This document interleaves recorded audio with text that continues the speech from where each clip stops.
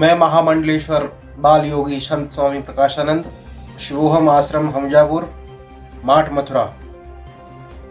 आज एक घटना हमें का ज्ञान हुआ है। ब्रजवासी साधु संत, ब्रज प्रांत के सभी संत समाज बड़ा ही आक्रोश में है। महाराष्ट्र के पालपुर में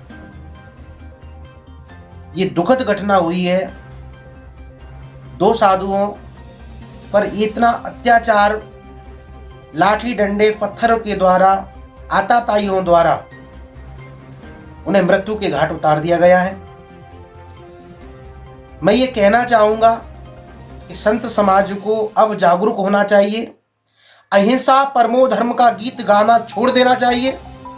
मैं ये कहना चाहता हूं, धर्म हिंसा तथैव च, धर्म के लिए हिंसा करना अति आवश्यक है। आज साधु संत लॉकडाउन का पालन करते हुए अपने आश्रमों के खजानों को लुटाने लगे हैं। आज हमारे साधु संत एक एक रोटी के लिए मोहताज, परंतु मोदी जी का सम्मान कर रहे हैं, सरकार का सम्मान कर रहे हैं। देश इस संकट की घड़ी में कोरोना महामारी से ग्रसित है, परंतु साधु समाज कंधे से कंधा भिड़ा के चल रहा है। और हमारा साधु समाज, आज वो साधु जा कहाँ रहे थे? बेचारे वो साधु अपने गुरु के अंतिम दर्शन करने के लिए जा रहे थे, समाधि के लिए जा रहे थे। हमारे शास्त्रों में, हमारे अखाड़ों की मर्यादा में ये कहा जाता है, हमारे अखाड़े की मर्यादा ये कहती है कि अगर किसी संत का शरीर पूरा होता है तो वह साधु की समाधि केवल संत ही कराते हैं। और जब तक उनके संत नहीं आएंगे, गुरु शिष्य परंपरागत, पिता की मृत्यु अगर होती है तो पुत्र ही अग्नि संस्कार कर सकता है। ऐसे ही जब गुरु की मृत्यु होती है, गुरु ब्रह्मलीन होते हैं, तो गुरु के अंत्येष्टि के लिए शिष्य को आना पड़ता है। वो शिष्य बेचारे गुरु की दर्शन के लिए, अंतिम दर्शन के लिए वो महाराष्ट्र से अपने गुरु के दर्शन के लिए गुजरात आ रहे थे। और गुजरात में उन्हें रास्ते में पुलिस वालों ने रोका।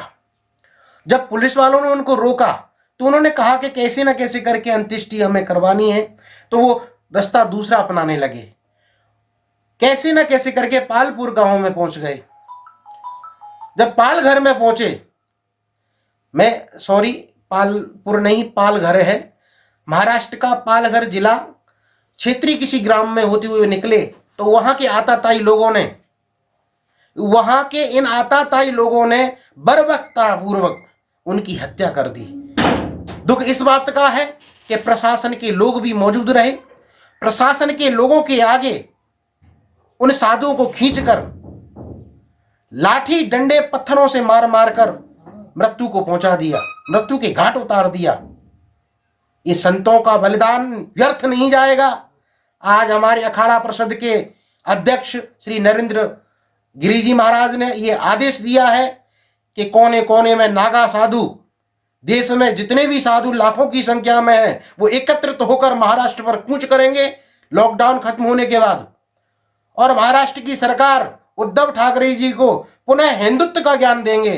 अब हिंदुत्व भूल चुका है महाराष्ट्र की सरकार। अब बाल ठाकरे की जो परंपरा हिंदुत्व की थी वो उद्धव ठाकरे भूल चुके हैं। उद्धव ठाकरे को ये मैं कहना चाहूंगा कि अपने पिता को स्मरण करें कि उन्होंने जी पार्टी शिवसेना जब बनाई थी, वो शिवसेना पार्टी आज हिंदुत्व की वजह से पुनः महाराष्ट्र के अंदर आई है। आज महाराष्ट्र के अंदर हिंदुत्व और भगवा का अपमान हुआ है। उन महात्माओं के शवों के साथ भी अपमान किया गया है। अपमान जनित तरीके से उनको डंपर में उनकी शवों को लेके लिया जाया गया है। और जब उनके शवों के साथ इतना अपमानित जनित हुआ, सरकार के पास एक एम्बुलेंस तक उपलब्ध नहीं हुई। प्रशासन के लोग सबसे बड़े गद्दार निकले, जो साधु संतों को, वो पुलिस वालों को देखकर इतने प्रसन्न हुए कि ये हमें बचा लेंगे इन लोगों से। प्रशासन के लोगों की मदद मांगने के लिए बेचारे संत उनके हाथ पकड़ रहे हैं पुलिस वालों का। पुलिस वाले जबरदस्ती उनको सौंप रहे हैं कि जाओ। और उन्हें जब सौंप दिया गया तो पुलिस वालों के आगे ही उनको मृत्यु की घाट उतार दिया गया। मैं ये कहना चाहता हूं, हर एक साधु समाज, हमारा ब्रज प्रांत का साधु समाज ये जाएगा। 3 तारीख को लॉकडाउन खत्म होने वाला है। 3 तारीख के बाद हम ये याद दिला देंगे, अगर तो सरकार की या तो कड़ी से कड़ी कार्रवाई करे, अन्यथा हमारा साधु समाज वहां कूच करेगा और दिखाएगा साधु समाज की ताकत क्या है।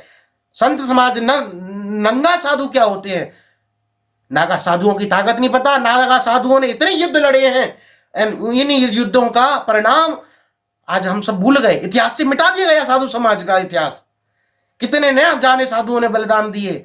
आज मैं कहना चाहूंगा, जहां जहां उन साधुओं के रक्त गिरे हैं वह स्मृति चिन्ह बनेगा। उद्धव सरकार को वहां उनको शहीद का दर्जा देना चाहिए। सरकार को शहीद का दर्जा देना ही चाहिए।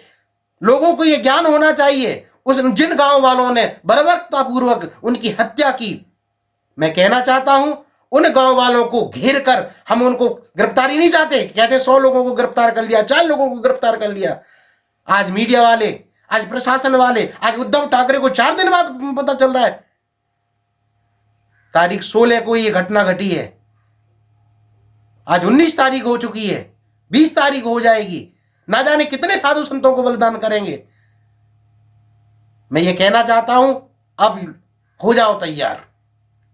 संतों की ताकत को पता चलना चाहिए कि साधु की ताकत क्या होती है।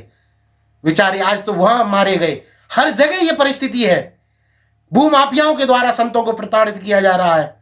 ना जाने कितने गांव गांव में साधु संतों को परेशान किया जा रहा है। ऐसे आताताइयों को यह ज्ञान होना चाहिए कि संत की ताकत क्या है, संत का हृदय क्या है। हमारे भाला और माला का जो ज्ञान था, हम साधु माला ही घुमाने वाले नहीं होते, हम भाला भी चलाने वाले हैं। आज हमें पुनः भाला का ज्ञान लेना चाहिए, शस्त्र और शास्त्र का ज्ञान लेना चाहिए। अब शास्त्र का ज्ञान बहुत हो गया, शास्त्र का ज्ञान दे चुके हैं। शास्त्र के ज्ञान से ही आज हमने मोदी जी को मुख्यमंत्री प्रधानमंत्री के पद पर बिठाला है। आज हमारे शास्त्र ज्ञान के द्वारा देश में हमारे हिंदुत्व को प्रचार प्रसारित किया हम लोगों ने। पर आज समय आ गया है अपना स्वाभिमान बचाने के लिए। आज हमें भाला का ज्ञान चाहिए, आज हमें शस्त्र का ज्ञान चाहिए। मैं ये चाहता हूं सरकार से कहना कि सरकार संतों को भी लाइसेंस दे, रिवॉल्वर फायर हथियार रखने की अनुमति दे। मैं बार बार कहना चाहता हूं हर संत को सजग होना चाहिए। गया जमाना, कहने लगे अहिंसा परमो धर्म, संत शील वृत्ति होते हैं। संत जब तक शील रहेंगे, दया बिना है संत कसाई, दया करी तो आफत आई। दया मत करो, दया करोगे तो आफत आओगी।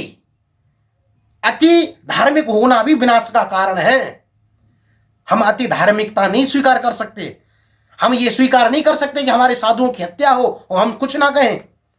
हम ये स्वीकार नहीं कर सकते कि कोई भी आकर संत का गलेवान पकड़े, हम कुछ ना कहें। संत की ताकत क्या है, साधु समाज क्या चीज है, नागा साधु की क्या पहचान है, सन्यासी अखाड़े क्यों बनाए थे, आज उसकी जरूरत आन पड़ी है। अखाड़ों की मर्यादा में रहकर संत समाज देश के लिए सदुपदेश देने लगे थे, सदमार्ग बताने लगे थे।